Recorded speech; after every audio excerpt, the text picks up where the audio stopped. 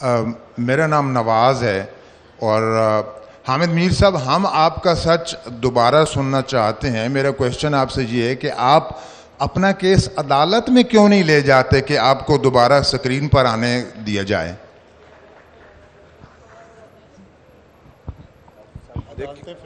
देखिए, मेरे पर जो पाबंदी है वो ना तो पैमरा के ऑर्डर से है ना किसी अदालत के ऑर्डर से है।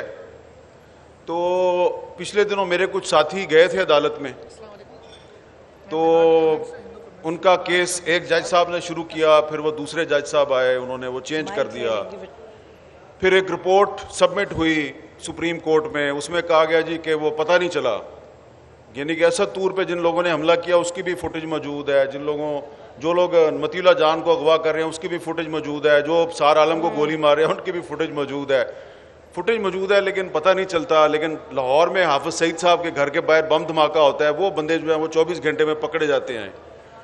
ठीक है, तो अब मेरे पे जब 2014 में हमला हुआ था तो मुझे 6-7 गोलियां मारी गई। उसके बाद उस वक्त के जो चीफ जस्टिस साहब थे अनवर ज़हीर जमाली साहब, उनकी सरबराही में एक कमीशन बना, तो वो कमीशन जो है उसने मुझे बुला लिया जी कि आगे बयान दो।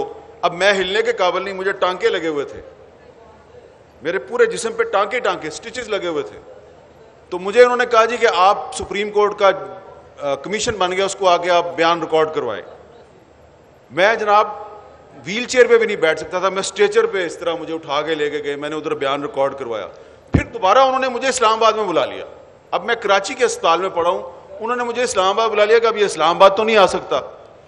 तो मैं जनाब इस्लामाबाद भी पहुँच गया, मेरे स्टिचेस टूट गए, मैंने उसके ऊपर वो एब्डोमिनल बाइंडर लगाए, उसका भी मेरा मजाक उड़ाया गया।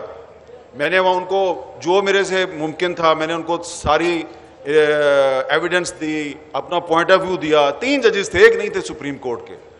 तो भाईजान मैं सुप्रीम कोर्ट के जजेस के सामने अपना केस बयान कर चुका हूँ। मेरे साथी जो हैं, ये अबसार साहब बैठे हैं, ये मतीउल्लाह जान साहब बैठे हैं, ये सारे जो हैं, मैं किसी अदारे की तौहीन नहीं कर रहा, लेकिन हम आजमा चुके हैं। तो अगर कोई हमारा एतमाद होता तो हम अदालतों में चले जाते। अब चीफ जस्टिस साहब जो है, ऑनरेबल चीफ जस्टिस साहब, उनको अपने आप पे बहुत एतमाद है, मैं उनके एतमाद को चैलेंज नहीं करता, लेकिन मुझे नहीं है एतमाद, मैं उनके पास नहीं जाता। मेरा फैसला अल्लाह करेगा। Thank you. अच्छा।